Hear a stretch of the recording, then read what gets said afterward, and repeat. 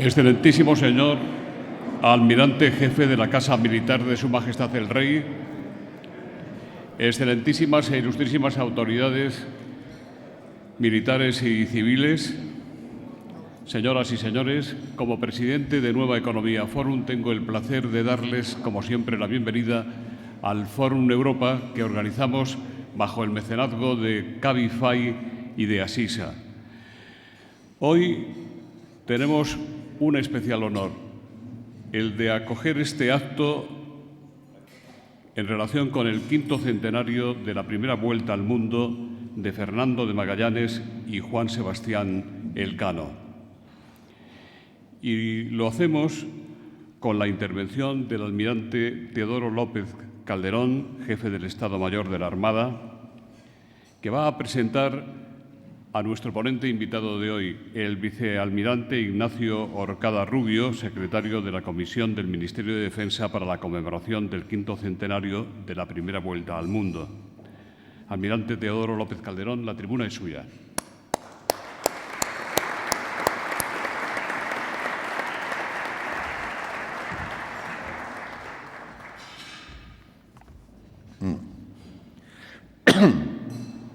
Señor presidente y director general de Nueva Economía Forum, señores almirantes, oficiales generales, oficiales, señoras y señores, buenos días a todos.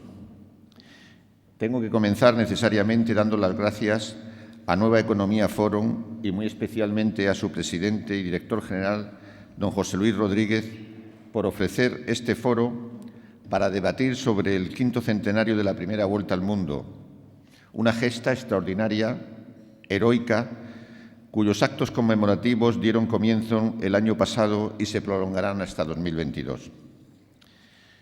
Esta hazaña supuso el primer hito de lo que hoy conocemos como globalización.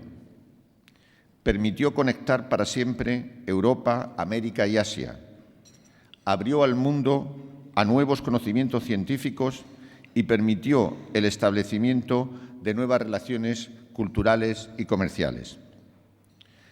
Todo comenzó con la firma de las capitulaciones de Valladolid, por las que el rey Carlos I nombró al navegante de origen portugués Fernando de Magallanes capitán general de una armada formada por 5 naos y le dio la misión de abrir una nueva ruta a las Islas de las Especias. Al tratarse de una expedición intrínsecamente naval, la Armada siente la obligación de participar, complementar y apoyar, en la medida de sus posibilidades, las distintas iniciativas y actividades, desde las académicas hasta las culturales y deportivas, con las que se quiere conmemorar este 5º centenario.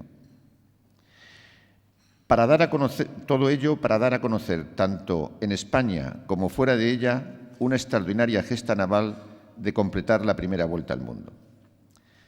Para darnos a conocer los retos y oportunidades que presenta esta conmemoración, contamos con el vicealmirante Ignacio Orcada Rubio, secretario general para la conmemoración del 5º centenario de la primera vuelta al mundo de la Comisión del Ministerio de Defensa.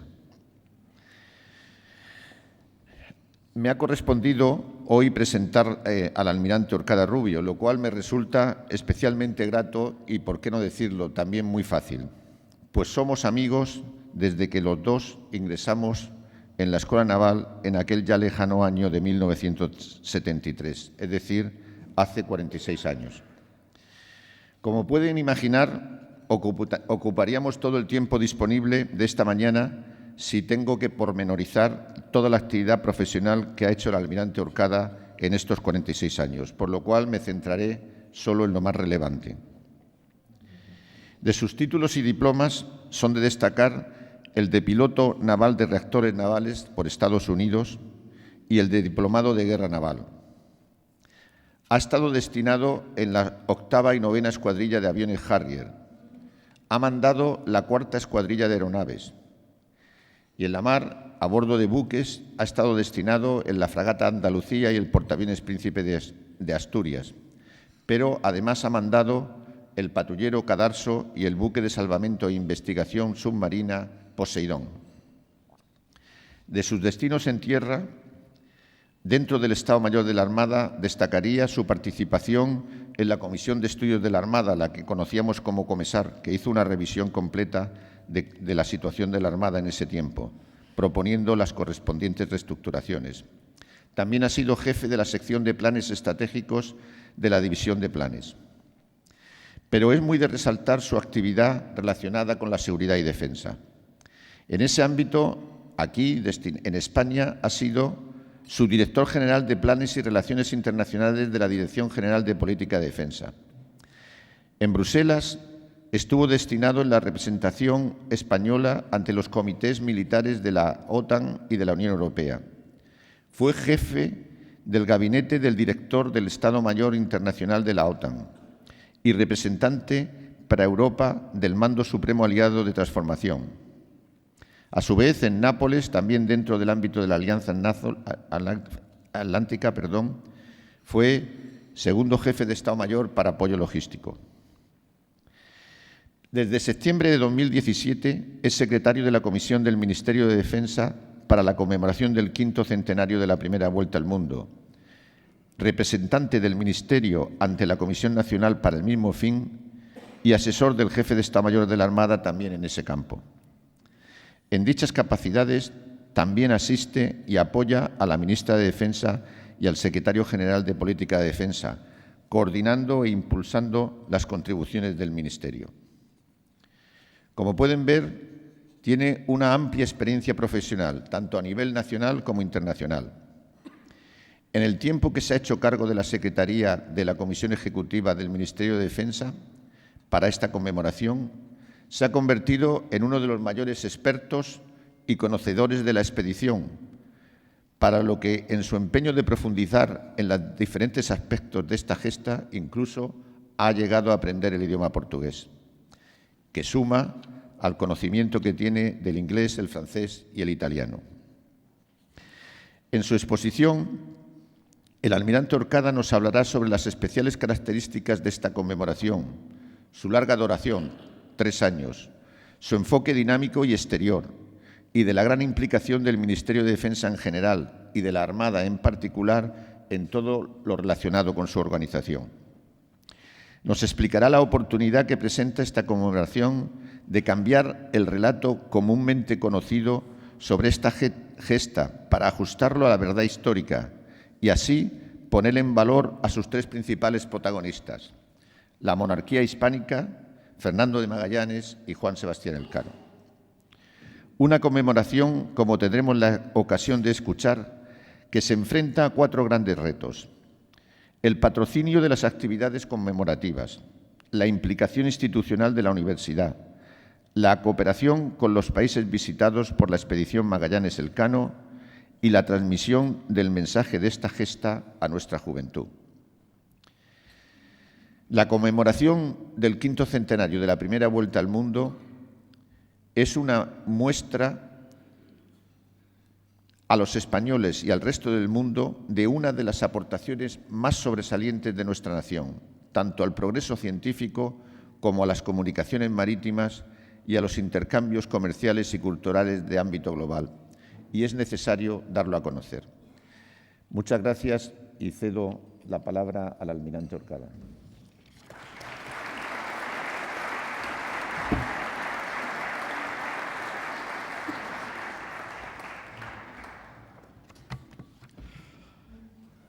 Buenos días a todos. Almirante, muchas gracias por tus palabras de presentación.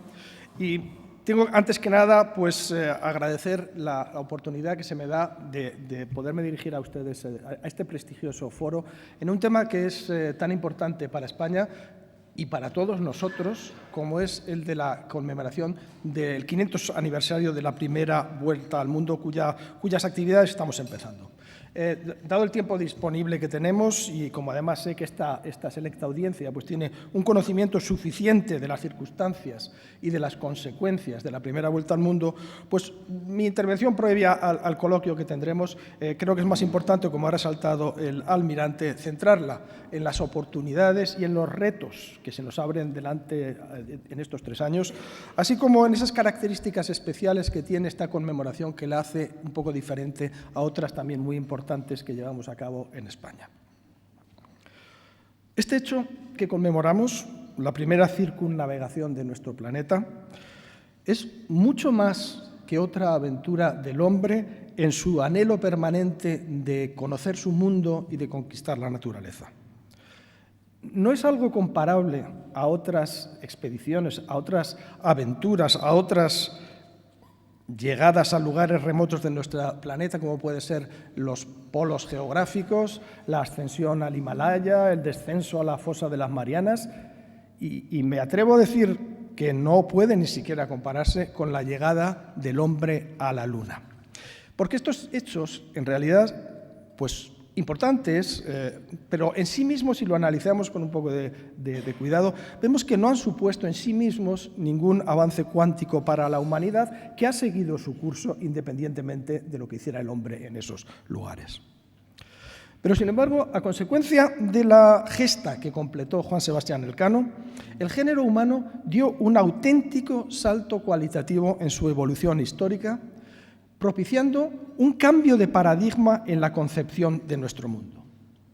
Este, que se concebía como más pequeño, incluso físicamente de lo que se pensaba, más pequeño, regionalizado, en que cada parte del mundo se ocupaba de sus propios problemas y en el cual los mares estaban completamente encerrados por las tierras emergidas, pasó a contemplarse como un lugar abierto, esencialmente marítimo, en el cual grandes océanos bañaban a los continentes.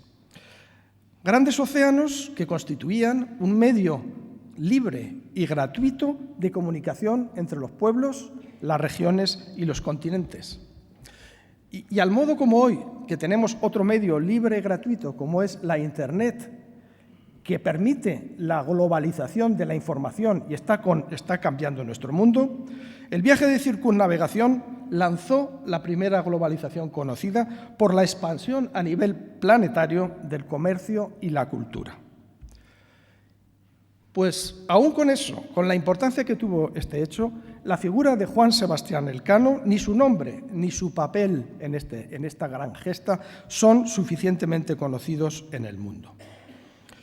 ¿Y por qué ocurre esto? Y esto ocurre porque la gesta, el relato comúnmente conocido sobre la gesta, está muy influenciado por dos obras literarias de excelente calidad, como son, en primer lugar, el diario que llevó a cabo Antonio Pigafetta y el ensayo que hizo Stefan Zweig, que las dos son unas obras maestras, pero que, sin embargo, no nos cuentan toda la historia ni cómo fue realmente. El relato de Antonio Pigafetta, que es uno de los supervivientes que consiguió llevar, de los 18 supervivientes que llegaron a Sanlúcar, pues nos cuenta la hazaña con un lenguaje vivo y que podríamos llamarlo casi periodístico para nuestros días. Sin embargo, es un trabajo que contiene pues, vacíos, inexactitudes y una serie de fantasías que diría también casi periodísticas. Y además, lo que es peor, la animosidad personal que tenía con Juan Sebastián Elcano hace que no lo mencione por su nombre ni una sola vez en todo su relato. Y además, la increíble hazaña del regreso desde las Molucas hasta España, casi 6 meses sin tocar puerto, lo despacha en un par de páginas. El ensayo del autor austriaco, que se está escrito en los años 20 del pasado siglo, se centra principalmente en la figura de Magallanes que Stefan Zweig acaba de conocer y le fascina. No es propiamente una historia de la circunnavegación, sino es realmente un estudio biográfico de Magallanes y un certero, desde mi punto de vista, retrato psicológico del portugués. El problema que tiene, porque aunque él intenta ser lo más objetivo que puede, sobre todo en las relaciones de Magallanes con sus capitanes españoles, el problema es que utiliza la única fuente documental que tiene a su alcance en aquel momento, que es el diario de Pigafetta, por lo que su ensayo está teñido de lo que viene a decirnos Pigafetta. Está claro, por tanto, que este relato no es el que más conviene a nuestros intereses y que, desde luego, merecería ser modificado. Volveremos sobre ello. Pero porque antes me gustaría comentarles sobre las características especiales que tiene esta conmemoración, que la hacen diferente a otras que están llevándose a cabo, como puede ser, por ejemplo, la del bicentenario del Museo del Prado. En primer lugar está la larga duración, 3 años, que es lo que duró la expedición. Este es un periodo que requiere que programemos un número suficiente de actividades para mantener vivo el espíritu de lo que queremos conmemorar. Sí, pero no tantas como para que lleguemos a hastiar a la audiencia.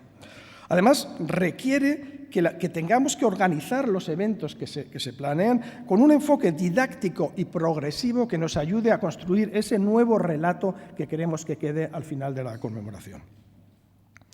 Otro elemento específico que me gustaría resaltar es su marcado carácter exterior en comparación con otras celebraciones. Si tomamos la que he hecho antes del Museo del Prado, pues es casi lógico que el foco de atención, su punto neurálgico tenga que ser la propia institución, casi, digamos, el edificio de Villanueva del Prado.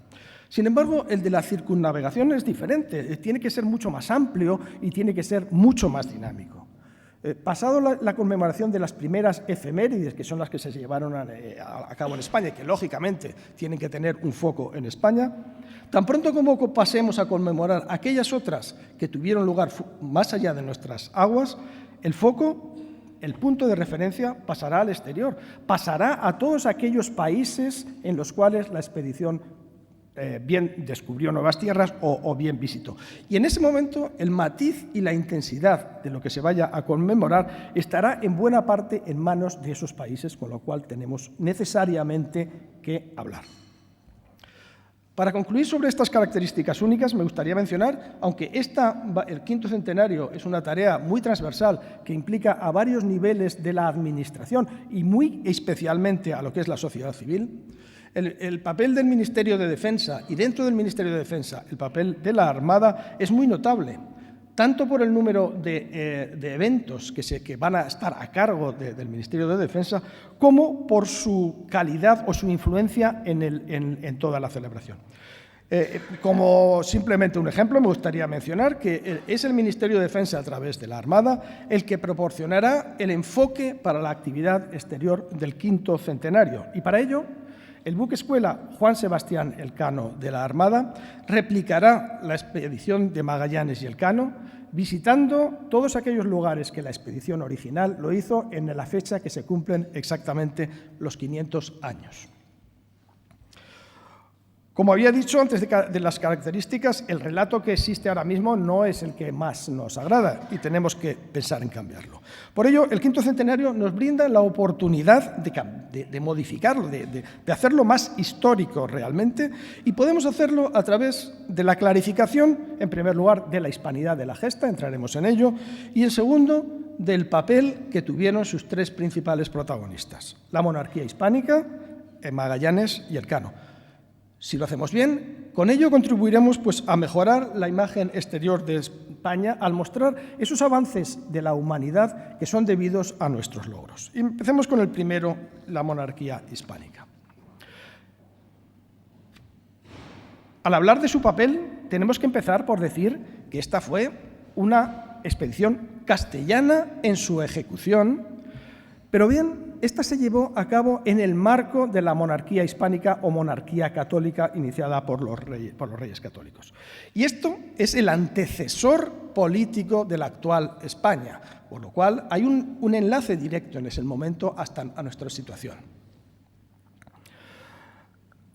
Esta cualidad de ser una empresa de la monarquía hispánica se ve claramente en las capitulaciones de Valladolid, en las cuales Carlos I no firma como rey de Castilla, sino que firma con todos sus títulos en los cuales tiene derecho. El que hubiera en la expedición, además de castellanos, pues que hubiera marinos hasta de 9 naciones diferentes de hoy en día en Europa, eso no cambia para nada su naturaleza hispánica. Hay que pensar que la mayoría de esos marineros estaban establecidos ya en Sevilla de manera permanente o bien temporal, porque Sevilla era el puerto más importante de Europa y del mundo en aquel momento. Y el que quisiera hacer carrera en la mar tenía que estar en Sevilla en esos momentos. El objetivo de la expedición era político, claramente político, tomar posesión de un territorio que se suponía que pertenecía a Castilla, de acuerdo con tratados internacionales suscritos sancionados por el Vaticano, que el Vaticano en aquel momento no era simplemente una autoridad religiosa, sino era la autoridad supranacional del momento, al modo que hoy tenemos a las Naciones Unidas. No se contemplaba ninguna circunnavegación. Esto es algo que ocurrió durante la ejecución. Pero también hay que pensar que para la monarquía hispánica llegar hasta las Molucas navegando hacia el oeste había sido un empeño persistente durante casi 30 años, y también de la clase comerciante castellana. Esto desde los tiempos de Colón y los Reyes Católicos se perseguía este objetivo.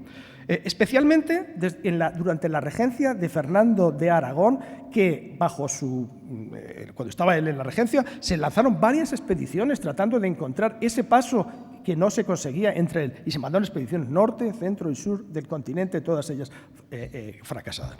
La de Magallanes es la que triunfó. Pero hay que pensar que en el momento histórico que estamos, América ya estaba descubierta, pero América no producía nada. No se había descubierto todavía oro ni plata como para que fuera un objetivo económico. El objetivo seguía siendo llegar a las Molucas, que es donde estaba el beneficio económico.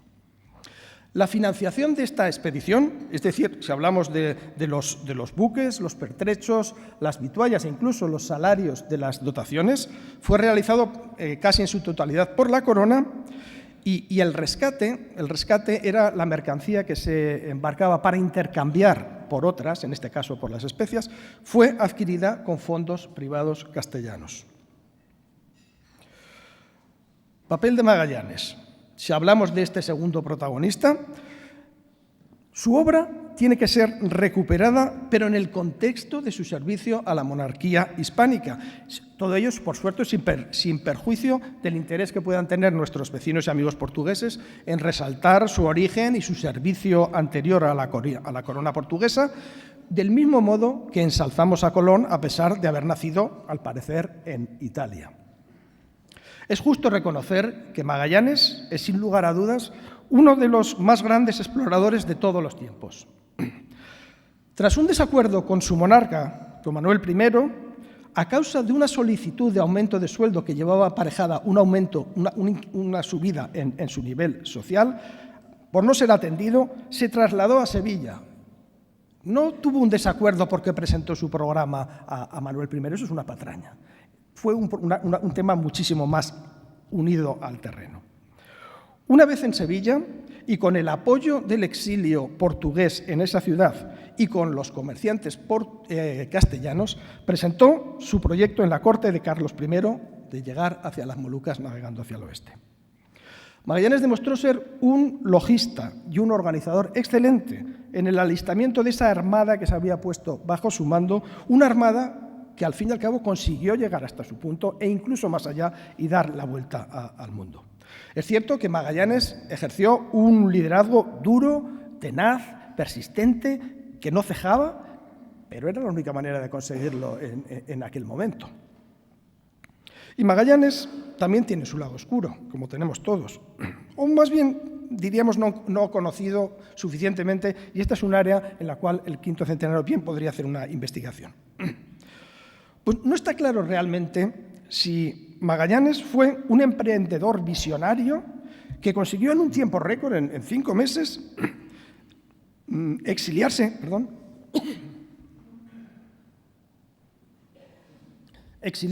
a otro país, movilizar completamente a la administración de ese país y convencer incluso al rey de un proyecto. O quizá fuera una persona muy capaz que fue puesta al frente de una procesión que estaba movida por otros poderes fácticos. Tema para investigar durante el quinto centenario. Pero desde luego está claro que es mérito suyo el encuentro del paso al Mar del Sur y el cruzar el Océano Pacífico en una gesta sin precedentes hasta ese momento, luego otra mayor, en llegar hasta las Filipinas. Si pasamos al tercero de los protagonistas, Juan Sebastián del Cano, el nuevo relato que queremos construir tiene que reconocer su papel en la gesta, lo cual quiere decir pues reconocer que su responsabilidad en ella no es simplemente la del segundo que completa accidentalmente una labor ya lanzada por su superior, ni muchísimo menos. Hay que dejar muy claro que Juan Sebastián del Cano fue el artífice de la decisión y el líder indiscutible en la ejecución de lo que es la circunnavegación. Y la circunnavegación, es el verdadero elemento de cambio para la humanidad en esta gesta.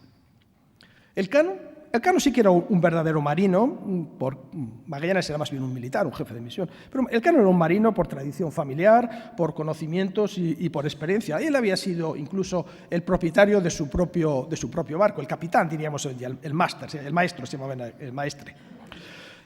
Esta experiencia que tenía Elcano fue fundamental para salvar una expedición en el momento que estaba a punto de fracasar completamente. Fue Elcano quien se dio cuenta que las condiciones encontradas al cruzar el Océano Pacífico pues harían casi imposible, si no suicida, tratar de regresar por el mismo camino. Fue él el que encontró las Molucas al final, que era el objetivo que había sido encomendado por el rey, no lo olvidemos.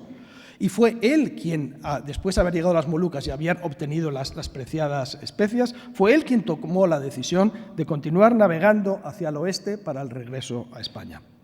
Pues, en resumen, sin la experiencia, el conocimiento, la decisión, el liderazgo y las habilidades marineras de Juan Sebastián Elcano, la expedición probablemente habría fracasado. El quinto centenario, en su conjunto, nos ofrece la posibilidad de resaltar algunos aspectos históricos relevantes que ha llevado nuestro país y de esta manera contribuir a rectificar una serie de antiguos lugares comunes.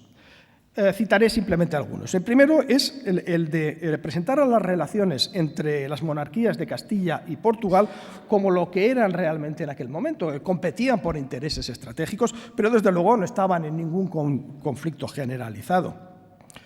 Es mucho más relevante resaltar que dos monarquías hermanas en aquel momento, hispánicas con minúscula en ese momento, pues se expandieron, abrazaron el mundo y se encontraron al otro lado, una navegando hacia el este y otra navegando hacia el oeste, cuando el resto de las potencias europeas seguían enredadas en conflictos continentales. Y durante toda esta expansión, ambas monarquías mostraron un talante negociador y diplomático en casos de conflictos de interés encomiable. Los esfuerzos se recondujeron hacia el acuerdo en lugar de hacia la contienda. España y Portugal supieron encontrar salidas diplomáticas a toda dificultad, como prueban los tratados sucesivos de Alcáçovas, de Tordesillas y de Zaragoza.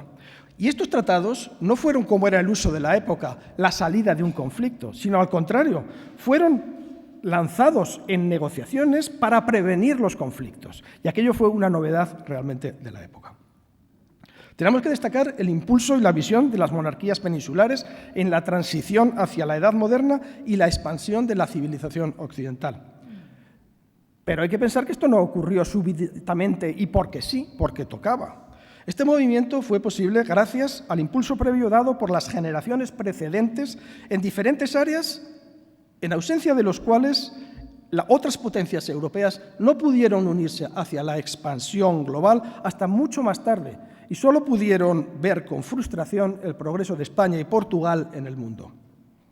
Entre estos elementos facilitadores me gustaría mencionar, primero, unos principios de gobernabilidad para integrar los nuevos territorios que se iban descubriendo y el establecimiento de nuevas instituciones muy modernas para la época, como pudieron ser la Casa de Contratación en Sevilla. Esta expansión fue posible porque el arte de la navegación había alcanzado en la península una perfección desconocida hasta ese momento, con la estandarización de sus elementos principales, el rumbo, la velocidad, la latitud y la longitud, algo que era esencial para poder hacer navegaciones oceánicas lejos de la vista de costa. La construcción naval se había desarrollado también de una manera muy notable en la península, los portugueses con la ágil y ligera carabela, apta para exploración y navegación costera, pero sobre todo la carraca cántabra o nao, que era una nave capaz de enfrentarse a los temporales oceánicos y poder hacer estos viajes de exploración. Cuando pensamos en todo ello, pensamos siempre que la contribución de España a la cultura y al progreso de la humanidad pues no se le reconoce adecuadamente, y cuando hay que conmemorar un evento importante como puede ser este de la primera vuelta al mundo, siempre está una maldita leyenda más o menos negra que trata de quitarnos el mérito de lo que estamos haciendo. Pues bien, esta gesta de la primera vuelta al mundo realmente tiene muchas más luces que sombras, incluso para nuestros críticos tradicionales. Es el momento que tenemos ahora de decir claramente, pues lo hemos estado exponiendo, que España fue el propiciador de la primera globalización conocida por la humanidad, que fue nuestro país el que durante un siglo y medio exploró casi en solitario la inmensidad del Océano Pacífico, y que fue España el primer país en establecer rutas comerciales entre 3 continentes y abrir mercados nuevos, hasta entonces monopolizados de una manera muy cerrada y controlados por China. Pero lo que es más curioso, esto lo pueden conocer ustedes muy bien, lo que es más curioso es que estos esfuerzos se llevaron a cabo con unos principios muy novedosos por la época y para ello se pueden leer claramente en las instrucciones, las últimas instrucciones que dio Carlos I a Magallanes para la conducta durante la expedición. Porque le da instrucciones muy precisas en el respeto al tratar con otros reinos, en el respeto a tratar a los habitantes de las tierras que vaya a descubrir, ordenando que sus voluntades se ganen por la palabra y las dádivas y nunca por la fuerza. Ordena el respeto a las mujeres, diciendo claramente que no deben ser tocadas bajo ningún concepto. Y finalmente, incluso más sorprendente, da una serie de normas para una especie de comercio justo en el momento, pues ordena que el intercambio de bienes siempre será por un trueque y jamás tomarlos por la fuerza. Pensemos por un momento que cuando se embarca la preciada pimienta y clavo en las Islas Molucas, es un win-win para todo el mundo, porque si la pimienta valía su peso en oro en Europa, unas tijeras era un elemento de altísima tecnología en el siglo XVI para los pueblos de las Molucas. Y los dos creían que habían ganado en esa negociación, un saco de pimienta por unas tijeras. Pues bien, hemos visto las oportunidades que se nos abren delante de nosotros que no debemos despreciar, pero tenemos también unos grandes retos que en algunos casos están siendo superados y en algunos pues tenemos todavía que hacer un esfuerzo y creo que una audiencia tan distinguida como esta algo podrá hacer. El principal reto, y no resuelto completamente, es quizá, dado el nombre de este foro el que tenga más interés, es el de lograr un nivel de patrocinio suficiente para las iniciativas privadas que la sociedad civil está presentando. A nivel institucional, el quinto centenario está muy limitado, dado que existe esta limitación de no generar gasto extra. Luego, el esfuerzo principal tiene que recaer en el sector privado.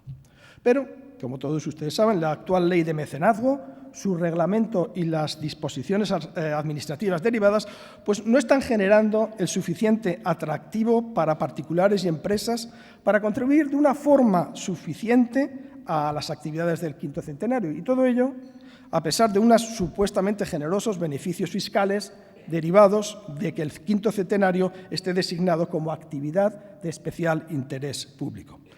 Es cierto que existe una incertidumbre e inseguridad sobre el alcance práctico final de esos beneficios que se presentan. Asimismo, hay otros problemas. Las grandes corporaciones, como pueden ser las de industria de defensa, que no llevan a cabo unas importantes campañas publicitarias institucionales, se encuentran pues, muy limitadas en su posibilidad de tener un retorno a inversiones que puedan hacer a algunos de los eventos. Hemos estado trabajando, forzando ello, y tras una reunión de trabajo en la cual, por un lado, estaba la Administración, Hacienda, y por el otro estaban los principales potenciales patrocinadores, pues ha logrado una cierta mejora en el clima de confianza, pero esto, por el momento, todavía no es suficiente como para generar el nivel de financiación requerido por algunas de las actividades privadas. Creo que es necesario hacer más. No nos podemos permitir que un programa rico en el número de actividades, ahora mismo hay 193 oficiales y 50 más que están en tramitación, pero se aprobarán la semana que viene, tendremos aproximadamente 250 actividades, pues que estas actividades al final salgan pobretonas por falta de una suficiente financiación. Y todavía menos aún cuando parece que existe un cierto consenso político en que la ley de mecenazgo está superada. De hecho, 3 de los principales partidos políticos que han concurrido a las elecciones lo han señalado en sus programas como la necesidad de sacar una nueva ley de mecenazgo y los otros 2 siguientes están de acuerdo aunque no lo hayan incluido de una manera tan expresa en sus programas. Es cierto que incluso se trata de acelerar. Una nueva ley no llegaría nunca a tiempo para poder tener un efecto en el quinto centenario. Es por ello por lo que se ha propugnado la adopción de medidas urgentes aplicables solamente para el quinto centenario y que fueran parte de esa futura ley, y que además el quinto centenario sirviera en cierto modo como el conejillo de Indias para ver la bondad o no de estas nuevas leyes. Un segundo factor también esencial es el de lograr el compromiso de los terceros países en la conmemoración de este gran evento para el género humano. El verdadero foco del quinto centenario no es lo que hagamos a bombo y platillo en las ciudades españolas, que también, sino los programas bilaterales que lleguemos a acordar con todos y cada uno de aquellos países que fueron visitados o descubiertos por la expedición. Programas que no estén enfocados simplemente a la celebración, sino que dejen resultados tangibles, generadores de nuevas actividades una vez que termine este periodo. Y tienen que ser programas, lógicamente, en los cuales todas las partes se sientan cómodas. No podemos conmemorar más allá de lo que los países en su propia nación están dispuestos a conmemorar. La reciente constitución de un comité dentro de la estructura de la Comisión del Quinto Centenario, un comité para la coordinación internacional, con representación de todos aquellos con responsabilidad, pues debe dejar sentir sus efectos a corto plazo. El siguiente reto es contar con una implicación institucional persistente y robusta del mundo académico que nos proporcione un marchamo de calidad a la investigación y revisión del relato de la gesta. La reciente creación de la Cátedra Internacional Juan Sebastián del Cano, abierta a todos los países que fueron visitados por la expedición y a todos aquellos que tuvieron miembros en sus dotaciones, pues abre un muy buen camino. En esta, la ambición es la de poder perfeccionar durante estos 3 años en el estudio y difusión de la circunnavegación y, una vez que ésta termine, continuar con la exploración y expansión en el Pacífico. Ayer mismo tuve una reunión con una senadora norteamericana y con una delegación de la Universidad de Guam, ya para poder empezar la adhesión de diferentes entes académicos a esta cátedra internacional. El cuarto de los retos es el de conseguir a tiempo un producto audiovisual de calidad técnica y rigor histórico y náutico que difunda no solamente a la sociedad española, sino al mundo la verdad de la gesta. Está en marcha, hay un número de productoras que han presentado ya productos candidatos para una serie de ficción histórica que están siendo evaluados por la comisión mixta de un convenio que se estableció en su momento al principio entre el Ministerio de Defensa y lo que es la corporación RTV para apoyo al quinto centenario. La evaluación inicial del rigor de estos productos, desde el punto de vista histórico y náutico, está finalizada y se está ahora a la espera de la decisión por parte del ente cuál de aquellos 4 será el finalmente seleccionado para su realización. Corremos el riesgo, si no somos suficientemente rápidos, de que algún otro poderoso actor multinacional, no necesariamente en nuestro interés, pueda adelantársemos. Y el quinto, y estoy ya prácticamente terminando, tenemos que ser imaginativos e innovadores en cómo pasar este mensaje, este relato que nos gustaría dejar de la gesta. Y es necesario que esta nueva narrativa cale en aquellos que lo tienen que pasar a las siguientes generaciones, es decir, la juventud, los millennials, los jóvenes del cambio del milenio, que son nativos digitales, hambrientos de aventura y de series fantásticas e ignoran las verdaderas y que son nuestras. Y ya como conclusión, se abren entre nosotros 3 años en los cuales nuestro país tiene la ocasión de recordar al mundo la hazaña náutica más importante y sin parangón en la historia, y que muestra lo que una joven y emprendedora nación, liderada por un joven monarca con miras abiertas y cosmopolitas, supieron hacer para admiración de las naciones europeas. Hazaña completada por un marino vasco, español y universal que, por desgracia, la historia no ha tratado como merece. Pero tenemos que hacerlo mostrando que aquello lo llevamos a cabo con unos modelos de gobernanza, administración y unos principios de actuación de absoluta modernidad para la época. Y, finalmente, dejar bien claro que las consecuencias de esta hazaña cambiaron el mundo y, en buena medida, lo configuran en el modo que es hoy en día. Existen, como les acabo de comentar, unos retos muy importantes que debemos afrontar si queremos que este periodo no sea solo de celebraciones, sino que deje un germen a su conclusión. Tenemos que ser capaces de dar respuesta a las necesidades de financiación que la iniciativa privada siente y para la que todos los posibles patrocinadores acaban de dar el paso. Tenemos que ilusionar a todo el mundo académico a nivel institucional para que hagan un esfuerzo extra y proporcionen el marchamo de calidad que necesita este proyecto. Hay que iniciar sin demora la elaboración de un producto audiovisual de calidad y rigor. Debemos alcanzar programas bilaterales sólidos y de conmemoración con los países objetivos y, finalmente, tenemos que ser capaces de llegar a nuestros jóvenes con el nuevo mensaje. Y espero que estas breves palabras hayan estimulado un debate, un diálogo sobre cómo hacer de esta conmemoración un verdadero hito en nuestra proyección en el mundo actual. Muchas gracias.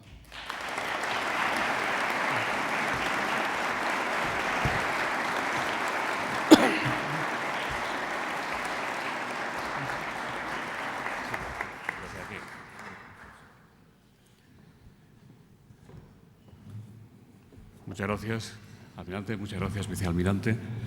Pues ya ven, tengo muchas preguntas y ahora agradecería, ya sé que usted sabe mucho, que se expresa maravillosamente bien, pero si es breve todavía se lo vamos a aplaudir con mayor ilusión. Roberto Parrilla hace la primera pregunta. Dice, la empresa de la primera vuelta al mundo, además de revelar la singular mentalidad estratégica de la corona española, como usted ha resaltado en su discurso, supone una gesta enorme dados los exiguos medios técnicos de aquella época, un astrolabio y poco más. ¿Qué nivel tecnológico tienen hoy tanto la Armada Española como nuestra industria naval militar? Está con nosotros la señora presidenta de Navantia. Bueno, es una pregunta que no es exactamente dentro de mi campo de actuación actual, pero puedo responderla a no ser que el jefe de Estado Mayor de la Armada quisiera entrar en ello. Realmente el nivel tecnológico de la Armada Española está entre las punteras del mundo y la prueba está no solamente en que la Armada participe en todas las misiones que se puedan llevar a cabo en la OTAN y en la Unión Europea, estamos hablando ahora del ámbito marítimo, sino que participe bilateralmente con nuestros aliados más potentes, los Estados Unidos, al mismo nivel tecnológico en el que ellos están participando. Otra prueba, desde luego, es los importantes contratos que ha conseguido últimamente en el extranjero en dura competición con los principales astilleros del mundo. Por tanto, podemos decir que tenemos al nivel que nos corresponde en nuestro país. Almirante, ¿quiere decir usted algo? Luego ya no le voy a molestar, pero en este caso que está general. No sé si se me oye, sí. Confirmar lo mismo. Esto ha sido un esfuerzo, yo creo que de la industria española, con el apoyo de los ejércitos durante muchos años, el llevar a la industria española al nivel en el que está en la actualidad, extraordinariamente competitivo. De hecho, nuestros competidores son los mejores del mundo y en ocasiones pues salen derrotados. O sea, por abundar en lo que ha dicho el almirante Orcada, cuando Navantia ganó el concurso de la construcción de los destructores antiaéreos de Australia, no lo hizo contra cualquiera, lo hizo contra un astillero norteamericano. Además, es una necesidad, porque nuestras Fuerzas Armadas son pequeñas, muy reducidas, y la única forma de mantener la superioridad en el combate es que estemos siempre un paso por delante, tecnológicamente hablando, de nuestros posibles adversarios, con lo cual se suman las dos cosas. Es cierto que lo estamos, pero también es necesario que lo estemos. Muchas gracias. Luisa María Siguero dice, ¿qué presupuesto tiene el quinto centenario y cómo va a sufragarse? No parecen suficientes, como usted mismo ha dicho, las ventajas fiscales para atraer el mecenazgo de empresas y entidades privadas. ¿Qué más se puede y se debería hacer? José Ramón Casquero dice, ¿por qué la ley aprobada para los beneficios fiscales por patrocinio en los eventos aprobados por la Comisión del Quinto Centenario no cumple las expectativas fijadas del 90%, al contrario que ocurre, por ejemplo, en el Xacobeo? Es una pregunta, muchas gracias, técnica y compleja, pero realmente el quinto centenario por sí mismo institucionalmente no tiene ningún presupuesto. Todo lo que se hace institucionalmente se hace dentro de los presupuestos normales de cada uno de los ministerios. De aquí la importancia de la posibilidad de otros medios de financiación. El problema con la ley de mecenazgo actual es, entre otras cosas, la inseguridad sobre el tanto por ciento que se podrá uno recuperar, ya que ello está sujeto a una serie de evaluaciones y consideraciones por comités que nunca uno sabe ni el momento ni la cantidad en la cual podrá desgravarse del impuesto de sociedades una cantidad que haya contribuido. Por eso, una de las propuestas que han hecho algunas de los potenciales mayores patronos es la de que, en lugar de un procedimiento tan complejo y tan incierto, se hiciera unas cantidades menores que el 90%, pero que fueran fijas. Es decir, es preferible decir desde el principio 30% con seguro que poder tener hasta el 90% y al final obtener 5%. Y la razón por la cual el quinto centenario quizá esté obteniendo menos éxito que otros como el Xacobeo es una uniformización que se ha hecho dentro de lo que son los manuales de marca y quienes tienen el derecho a recibir, por ejemplo, una bonificación por una contribución en una campaña de difusión, que lo hace lo mismo la Vuelta a Burgos que el quinto centenario, que el Xacobeo. Y esa uniformización, que normalmente no está prevista para las actividades náuticas, daña a las que tienen una menor participación. Lázaro González dice, desde la perspectiva histórica y a la vista del presente papel que desempeña España en el mundo, ¿no cabría hacer una autocrítica por la mejorable rentabilización de la empresa de la primera vuelta? No podría estar más de acuerdo, realmente. Vengo a decir que si nosotros ponemos de manifiesto realmente el papel que jugaron los tres protagonistas, la monarquía hispánica, en todo su aspecto estratégico, normativo, de impulso, y si ponemos de manifiesto el papel que jugaron realmente los otros dos protagonistas, estamos haciendo ese favor que se está pidiendo en ese momento. Mejoramos la figura de España, ciertamente. Javier Casas dice, el almirante Orcada ha señalado la importancia de poder difundir el conocimiento de la gesta y la reflexión sobre su trascendencia histórica en el mundo académico. Además del próximo curso de verano en la Universidad de Deusto, a iniciativa de la Asociación de Diplomados de Altos Estudios de la Defensa Nacional, en colaboración con el Ministerio y la Armada, ¿hay otras jornadas o cursos previstos en otras universidades españolas? Por supuesto.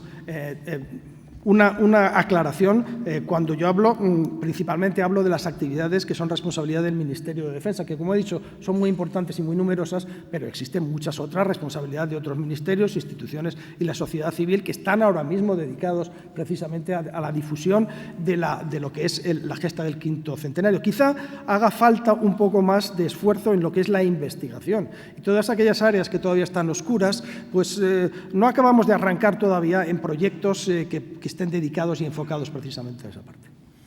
Santiago Domínguez le pregunta qué argumentos históricos y económicos sirven a España para defender la autoría de la primera vuelta al mundo que disputa y discute Portugal, algunas veces de una manera bastante evidente. ¿Van a participar autoridades portuguesas en el quinto centenario? ¿Está previsto que alguna de las actividades tengan lugar o pasen por Portugal? Absolutamente. De hecho, en lo que a nosotros respecta, y estoy seguro también que en otras instituciones, se ha estado abierto completamente a la participación de Portugal. Se les ha ofrecido en prácticamente todas las actividades el participar conjuntamente. Simplemente por mostrar un ejemplo, cuando el año pasado se llevó a cabo la celebración de la conmemoración de las capitulaciones de Valladolid, Portugal fue invitado a nivel del jefe de Estado Mayor de la Armada portuguesa como un reconocimiento a la figura de Magallanes, portugués de nacimiento, que fue uno de los signatarios de las capitulaciones. Hay muchos otros ejemplos, tratamos de incluirlos siempre. No va a entrar usted en la polémica, por lo que veo. Bueno, la polémica es que realmente yo creo que es una tempestad en un vaso de agua, en el sentido que se va reconduciendo en estos mismos momentos, y es muy claro ver que si al principio la única palabra que podía verse en cualquiera de sus actividades, me refiero a las organizadas por la Comisión Portuguesa, era Magallanes, Magallanes, ahora lo normal es oír hablar de Magallanes Elcano. Yo creo que están reaccionando en el sentido de que es mucho más beneficioso para ambos lados el ir en colaboración que tratar de hacer una polémica que no tiene sentido alguno. Luis Contreras dice: el puerto y el Ayuntamiento de la ciudad de Sevilla están ofreciendo todo tipo de facilidades, incluso el soterramiento del cable eléctrico que atraviesa el Guadalquivir, para que salga de Sevilla el Juan Sebastián Elcano en el viaje conmemorativo del centenario el año que viene. Sí. Bueno, yo ya he tenido conversaciones con el alcalde de Sevilla y con la autoridad portuaria, y desde luego, si se eliminan los elementos físicos que impiden que el barco llegue a Sevilla, el barco sin duda llegará a Sevilla. Pero es que no solamente son esos dos cables, que en efecto la idea es soterrarlos, entre otras cosas porque ya tenían la idea de soterrarlos, no solamente porque el barco vaya o pueda entrar en Sevilla, ya era un plan que tenía Andalucía de hacer esto, ¿no? Ahora, hay más impedimentos físicos, hay algún problema de fondo y también hay dudas sobre el paso por uno de los puentes. De todas maneras, para tener datos con total exactitud de lo que necesitamos, el Instituto Hidrográfico de la Marina va a hacer una investigación de todo el tramo del río y de la llegada hasta Sevilla, y para poder señalar a las autoridades de Sevilla exactamente qué hay que corregir para que el barco pueda llegar. Seguramente los sevillanos se van a poner muy contentos con esta respuesta suya. Y nosotros también, o sea que si lo conseguimos, sí.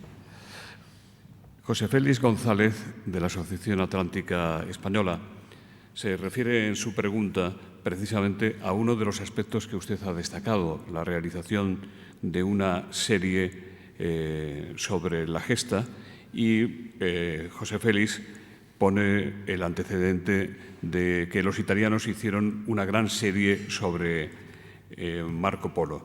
Le preguntan si pueden darnos ustedes algún detalle sobre la serie de televisión que se propone llevar a cabo Radio Televisión Española y con qué calendario.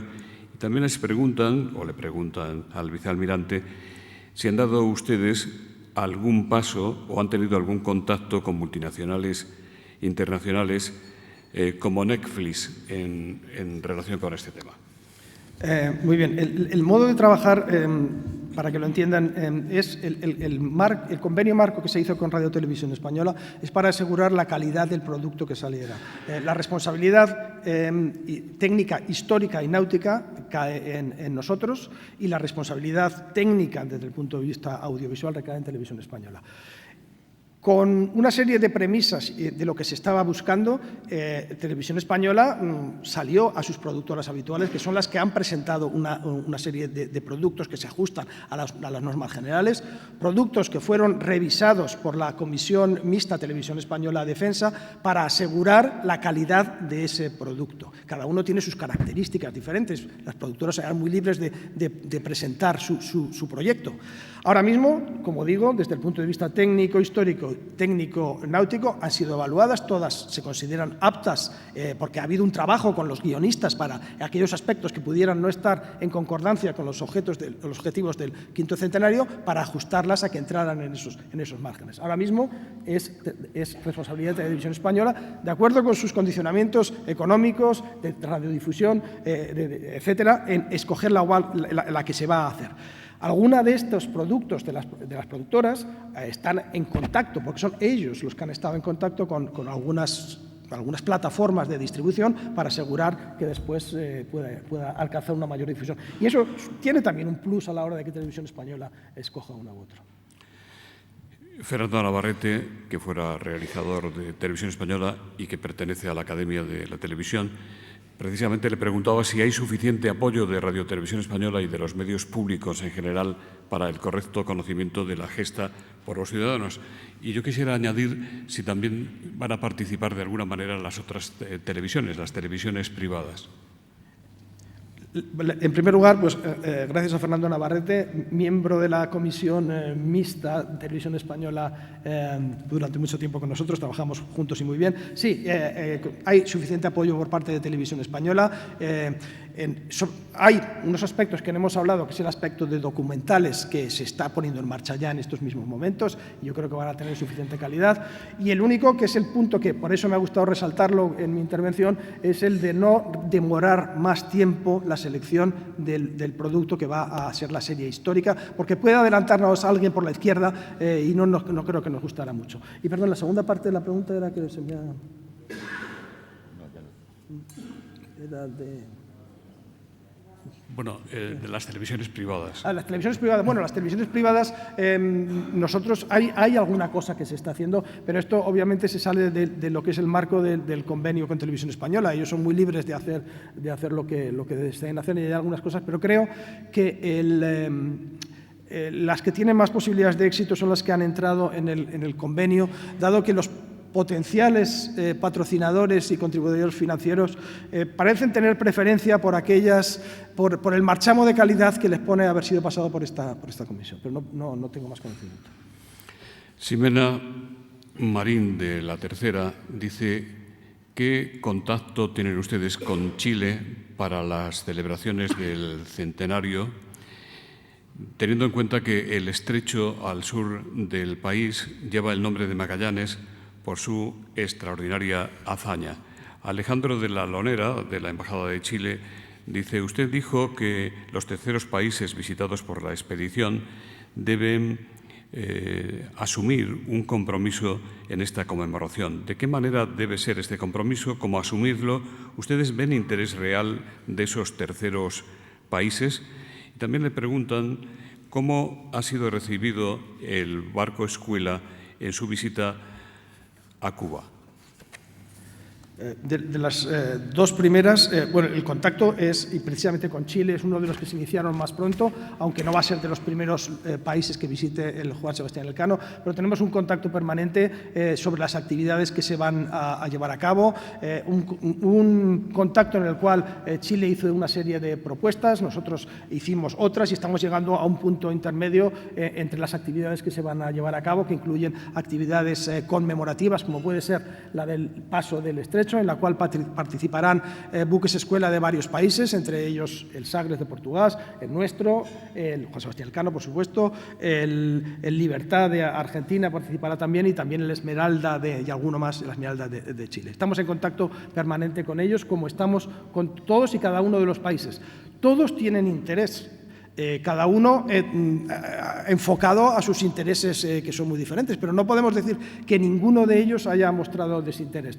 Al contrario, mismamente tuvimos hace 15 días, vino por aquí el señor René Escalante, que es el comisario del quinto centenario para Filipinas, y ya nos expuso su programa inicial, y ya se inició un contacto dentro de lo que es la comisión del quinto centenario, con presencia de cultura y con presencia de exteriores, en cómo poder llevar a cabo pues una armonización con lo que nosotros nos gustaría hacer. Hay contacto permanente con ellos, con todos y cada uno. El catedrático de Relaciones Internacionales de la Universidad Complutense, Patxi Aldecoa, que es patrón de barco, le pregunta qué alcance y significado de la regata Getxo-Hondarribia-Getaria y los actos posteriores desde el punto de vista simbólico a 1 de julio destacaría usted, y dice que la pregunta la hace como patrón del barco Uso Zuria. También le preguntan qué efecto puede tener el trofeo del quinto centenario para las regatas que se celebren en los próximos años en España, que acaban ustedes de presentar con participación de la señora ministra. La regata desde Getxo hasta Getaria es un ejemplo de éxito y el problema ahora es morir de éxito más que otra cosa. Esto que se inició por parte de la Armada como un pequeño proyecto, como homenaje a Juan Sebastián Elcano en su villa natal, que terminaría con una entrada por primera vez también en la historia del barco del Juan Sebastián Elcano en el puerto de Getaria, y eso es nuestra responsabilidad. Ha ido creciendo de acuerdo con las necesidades de las autoridades locales y de la fundación que se ha creado en el País Vasco para todos los actos relacionados con el quinto centenario, ha ido creciendo hasta convertirse en un homenaje a Juan Sebastián Elcano en su villa natal de las 4 marinas: la marina de guerra, la marina mercante, la marina pesquera y la marina recreativa, la marina deportiva, que va a ser pues un acontecimiento, pues yo creo que de muchísimo interés, de tanto interés que, como digo, hay que empezar a controlar el asunto para que no se desborde. Entre otras cosas, las visitas al buque escuela Juan Sebastián Elcano, no podemos tener colas de 3 horas y que al final la gente no pueda entrar, y ha habido que empezar a gestionarlo como las visitas a grandes exposiciones en museos, con una reserva en Internet para poder tener la entrada del barco y otras medidas de este sentido. Está generando un grandísimo interés y con gran apoyo de todas las autoridades locales, desde las autonómicas hasta las locales de la propia Guetaria y de Bilbao. Y yo creo que es una historia de éxito y una prueba de que el quinto centenario, cuando tenemos intereses comunes, nos unimos todos y hacemos las cosas bien. Yo quería aclarar nada más que el barco entrará en Guetaria si puede. Bueno, porque no, es que se da por hecho, pero el espacio es muy justo, justísimo, y entonces exige unas condiciones de mar y viento óptimas, no solamente para entrar, sino luego para salir. Entonces hay que tener la previsión, no lo podemos dejar allí, ¿no?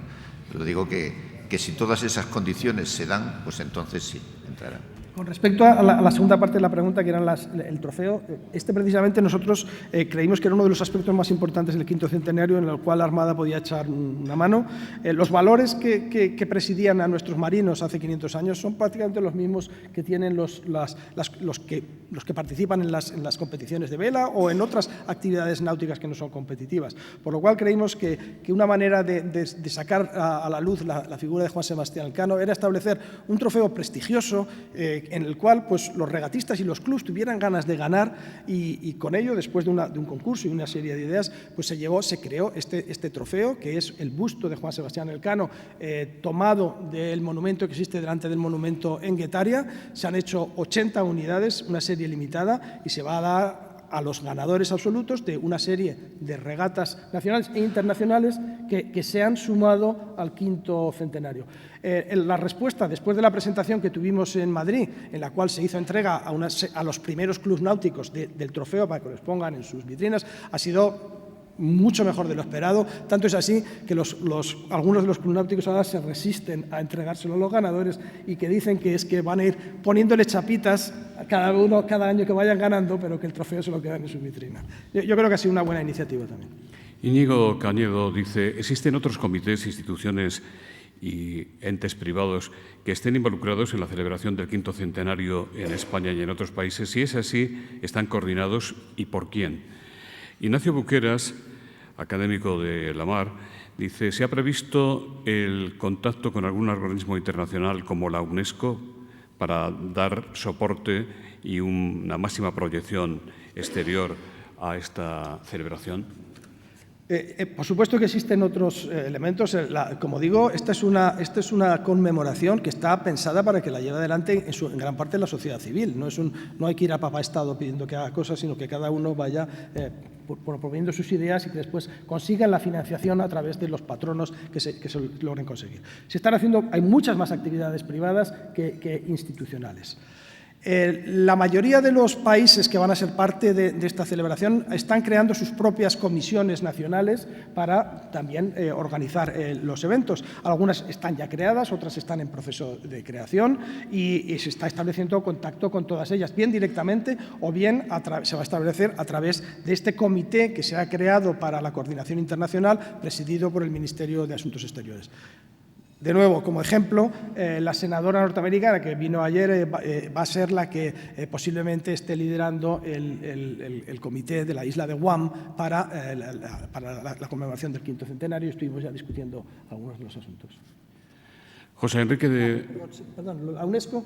Vamos a ver, el tema de la UNESCO también se ha puesto en marcha en el sentido de que a raíz de esa polémica que hubo con Portugal, que había presentado la ruta Magallanes como también candidato al patrimonio inmaterial de la humanidad y tras unas discusiones, pues ya ambos gobiernos han declarado que esta ruta se va a presentar ahora conjuntamente, no solamente entre España y Portugal, sino con todos los países que se puedan conseguir apoyo dentro de lo que estuvieron en la ruta.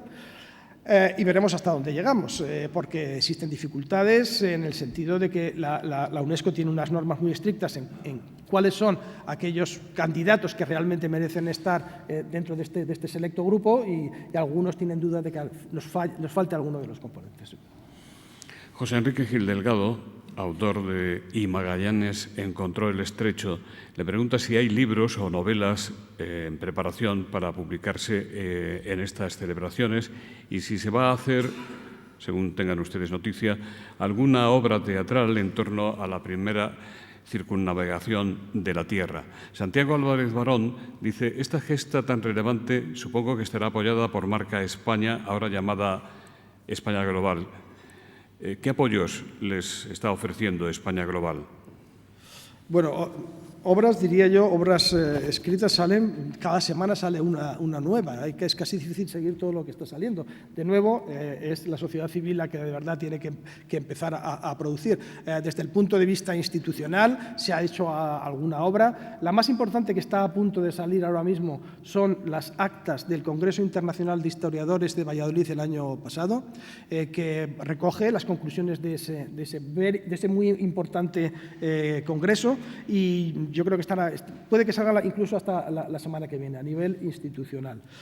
Marca España, por supuesto, es parte de la comisión del quinto centenario y está contribuyendo como cualquier otro, como Acción Cultural Española, como el Cervantes, como las instituciones que tienen alguna relevancia dentro de lo que es el quinto centenario, está contribuyendo dentro de sus proyectos propios y también dentro de apoyo a otros que se coordinan dentro de la comisión ejecutiva del quinto centenario.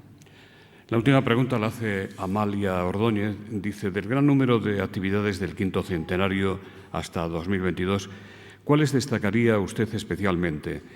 ¿En cuál de ellas van a participar, cuáles de ellas van a participar Su Majestad el Rey u otros miembros de la Casa Real? Está hoy con nosotros y es un placer saludarle, el almirante jefe de la Casa Militar de Su Majestad. Bueno, más que destacar una u otra, porque es difícil ahora mismo entre 193 destacar cuál es más importante o cuál es menos importante, yo diría que desde mi punto personal de vista, diría que importantes son aquellas que dejen un pozo cuando acabe todo esto. Aquellos que no son una mera celebración, sino que dejan algo que continúa en el tiempo. Esas son las que yo personalmente valoro más en un momento determinado. En cuanto a la participación de la Casa Real, pues la Casa Real la que habrá decidir. Lógicamente, la Casa Real pues, participa en aquellos momentos de conmemoración de alto nivel, como ocurrió en la conmemoración de las capitulaciones de Valladolid, que no tenían sentido celebrarse sin la presencia de Su Majestad, dado que estamos conmemorando algo que firmó Su Majestad con Magallanes. La Casa Real, yo me imagino que estarán considerando ahora mismo la salida de Sevilla o Sanlúcar y otras de ese nivel que son muy importantes, pero nosotros no tenemos conocimiento. Almirante, ¿quiere usted añadir algo? No te oigo. Nada, muchas gracias.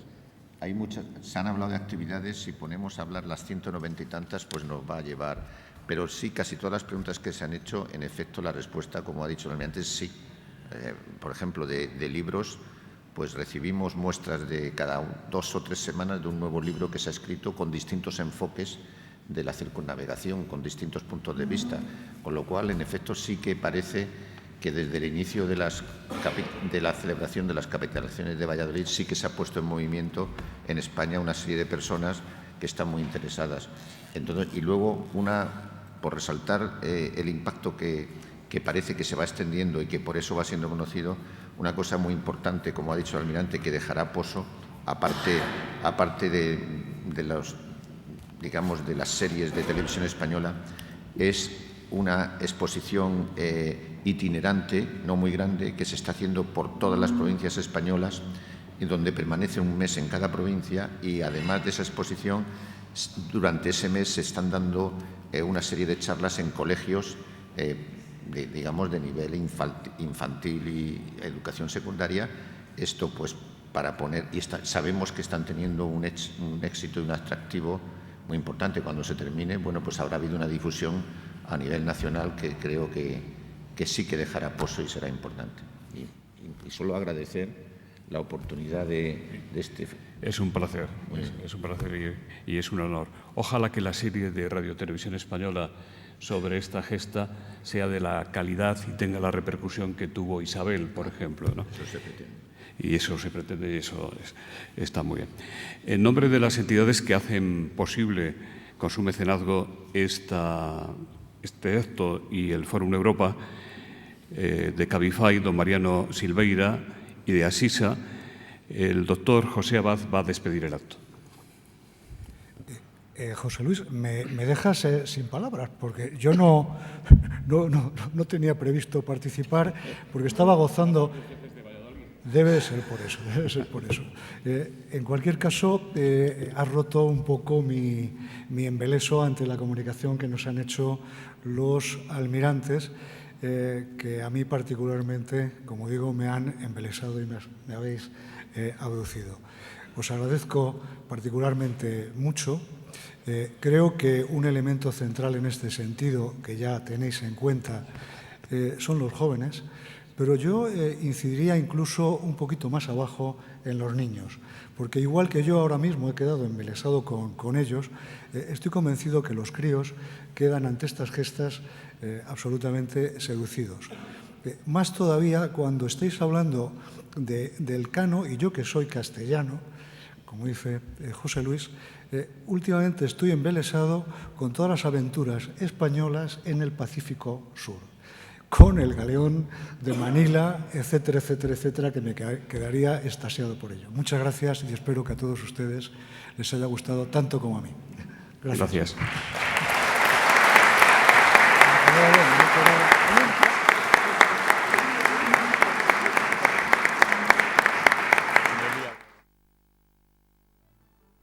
Muchas gracias.